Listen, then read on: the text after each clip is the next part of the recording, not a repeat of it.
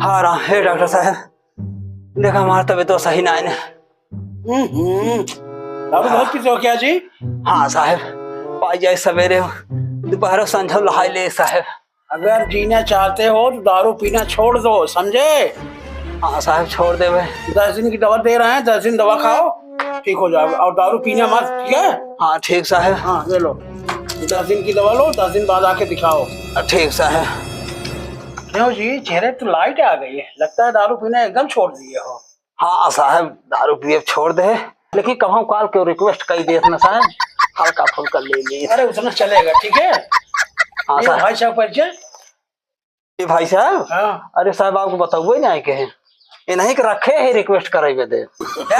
हाँ ये रिक्वेस्ट करा था, थोड़ा बहुत ले ले। बेवकूफ आदमी, चलो भागो, हट जाओ यहाँ से, हम तुम्हें दवा नहीं देंगे, जाओ। अरे साहब दे तुम दारू पी के मरोगे, जाओ हटो यहाँ, हम तुम्हें दवा आज बात नहीं देंगे।